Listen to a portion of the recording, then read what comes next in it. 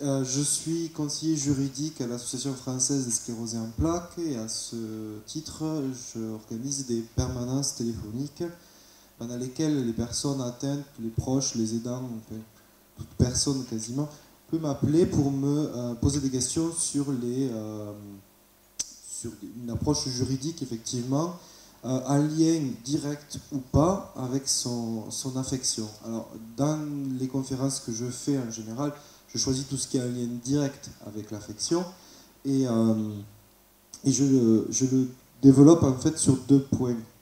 Euh, D'abord, les conséquences juridiques de la sclérose en plaques au niveau professionnel, et ensuite, la deuxième partie, ça sera au niveau personnel.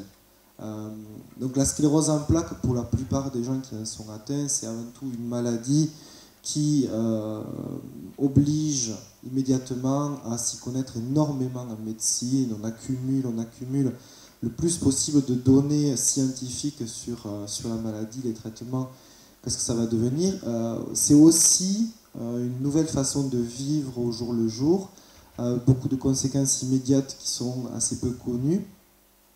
Il y a des choses qui changent au jour du diagnostic. Donc au niveau professionnel, 4 points pour en discuter. Une des questions qui revient le plus souvent pour les personnes qui sont atteintes de sclérose en plaques, c'est à qui je dois le dire, à qui je dois en parler, est-ce que je dois en parler en particulier à mon employeur actuel, à mon futur employeur. La réponse est toujours la même, non. Vous n'avez jamais l'obligation d'en parler à qui que ce soit, si ce n'est à vos médecins en général, mais au niveau professionnel et même personnel, vous n'avez au départ pas à en parler. Pourquoi ne pas en parler à son employeur? Alors, d'un, parce qu'il y a une peur panique, on va me licencier immédiatement, le regard va changer. Moi, je pense surtout que ce n'est pas nécessaire parce qu'il faut déjà un temps d'adaptation à la personne. Alors, c'est pas la peine non plus d'aller le crier sur tous les toits pour que tout le monde s'y adapte en même temps. Donc, ce n'est pas nécessaire. Vous pouvez tout à fait le garder pour vous pendant les premières années. Au moment où c'est que vous êtes diagnostiqué, il y a assez peu souvent de handicap. Et donc, ce n'est pas grave de le garder pour soi. Le souci, ça vient ensuite, quand le handicap apparaît, comme dans la plupart des cas. Et à ce moment-là, arrive la vraie question. C'est, je ne peux pas continuer comme ça, à travailler, mais je ne veux pas le dire.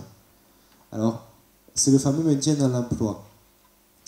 Comment ça se passe? Le premier interlocuteur qui reste pour les personnes atteintes de sclérose en plaques au sein de leur emploi, c'est le médecin du travail. Alors, je parle bien du médecin du travail, c'est-à-dire que je parle dans la sphère de l'emploi privé. Toutes les personnes qui travaillent dans les fonctions publiques territoriales, d'État ou hospitalières ne sont pas soumises à la même législation. Donc au niveau de l'emploi dans le secteur privé, votre interlocuteur, c'est le médecin du travail. Pourquoi? Il est tenu au secret, comme tous les médecins, déjà, donc il n'est pas censé le raconter à tout le monde, mais surtout, il est la personne qui est là pour vous permettre de maintenir votre position dans l'entreprise.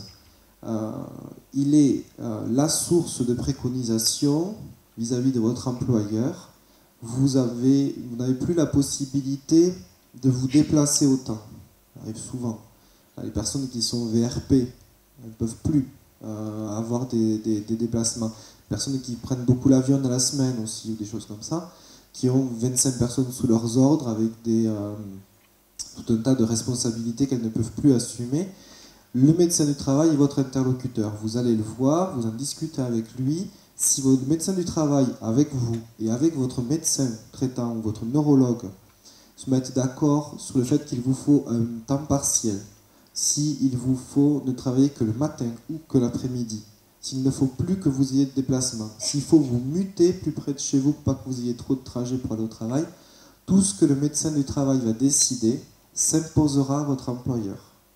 Votre employeur n'aura pas le choix si ça l'intéresse ou pas. Quand le médecin du travail lui dit telle personne doit être à temps partiel à 40%, l'employeur doit passer la personne à 40%. Il n'a pas le choix.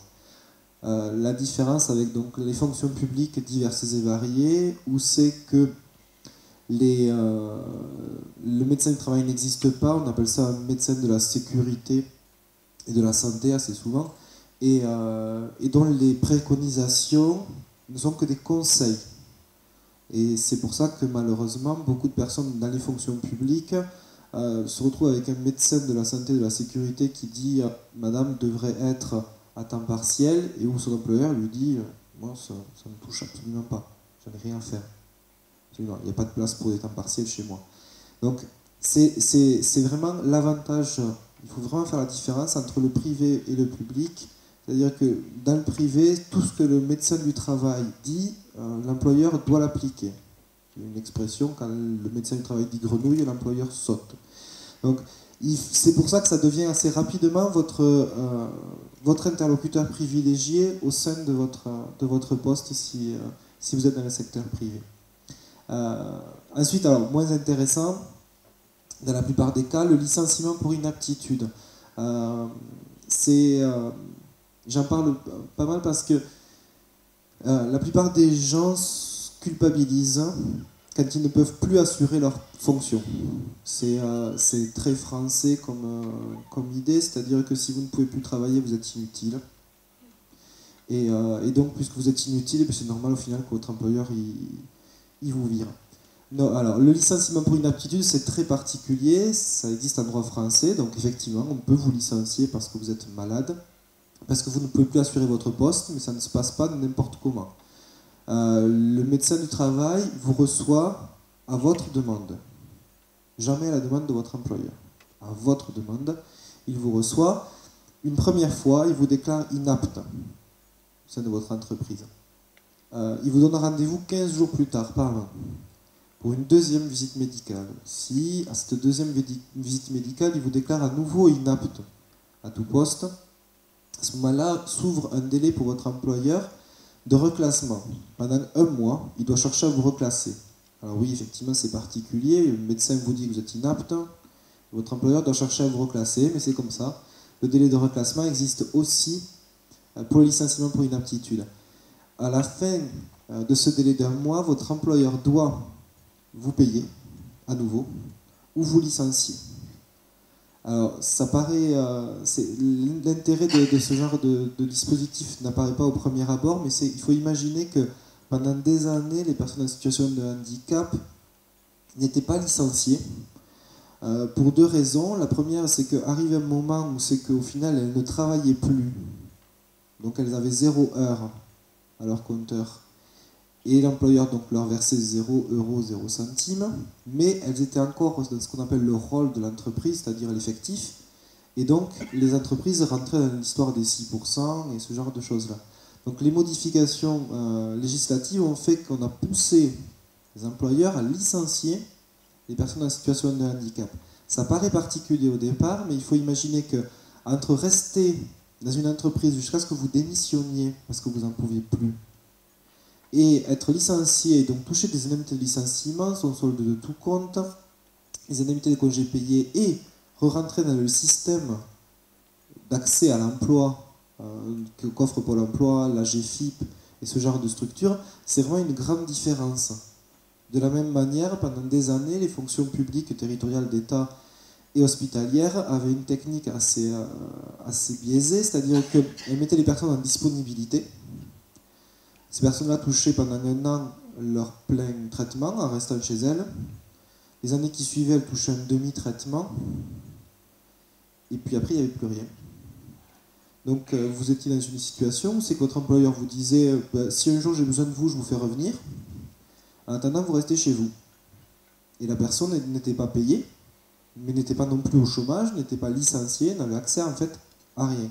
Donc on n'a pas poussé l'employeur seulement à garder les personnes dans l'emploi avec toutes les mesures qu'on a pu entendre, mais on les a poussées aussi à licencier pour permettre aux personnes qui sont en poste de pouvoir rentrer dans le cercle du fait de retrouver un travail et de pouvoir réaccéder à un emploi adapté à ce moment-là si ce n'est pas possible dans l'entreprise dans laquelle ils sont. J'utilise assez souvent la métaphore de l'entreprise de maçon. Un artisan, il est maçon, il a 4 employés qui sont maçons. Un jour, un de ses employés a une sclérose en plaques, il ne peut plus faire maçon, va demander à son employeur du jour au lendemain de créer un poste de secrétariat, d'accueil téléphonique ou de comptable, par exemple, de postes qui seraient adaptés à la personne qu'il employait jusqu'à présent comme maçon et qui ne peut plus être maçon. Donc il ne faut pas non plus empêcher les employeurs, à un moment donné, couler les employeurs en maintenant en poste une personne qui ne peut plus en fait travailler dans cette structure-là. Mais il faut de l'autre côté accompagner la personne qui va devoir quitter la structure et par ce biais-là, elle peut effectivement toucher des indemnités et re-rentrer dans le système de recherche d'emploi. Il faut savoir que la MDPH délivre ce qu'on appelle la reconnaissance de qualité travailleur handicapé, que beaucoup de gens ne demandent pas, parce qu'ils sont en poste, parce qu'ils ont des revenus et qu'ils considèrent que la MDPH c'est là juste pour verser des allocs de temps en temps et peut-être aller les voir un jour si on a besoin d'un fauteuil roulant. N'importe quelle personne qui se présente à la MDPH avec une sclérose en plaques repart au minimum avec dans sa besace la reconnaissance qualité travailleur handicapé. Cette reconnaissance ne sert pas à grand chose pour l'employé lui-même, puisque c'est plutôt le médecin du travail qui décide en fait de ce dont il a besoin, mais cette reconnaissance qualité travailleur handicapé offre à l'employeur au départ des aides pour l'adaptation du poste, si on veut lui en parler, mais surtout permet d'accéder après à ce qu'on appelle la GFIP, les SAMET, ce genre de structures-là, qui sont la GFIP, c'est l'agence pour la formation, l'insertion des personnes handicapées. Donc c'est des agences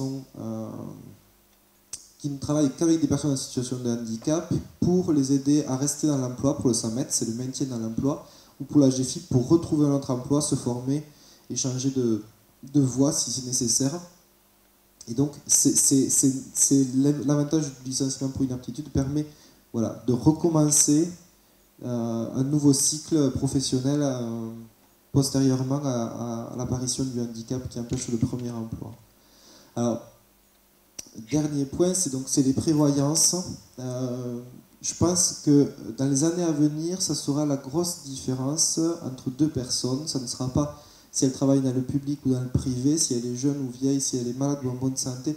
Ce qui différenciera vraiment les gens, ça sera, est-ce que dans votre emploi, vous avez une prévoyance? Est-ce que vous avez des contrats de prévoyance ou est-ce que vous n'avez pas de contrat de prévoyance?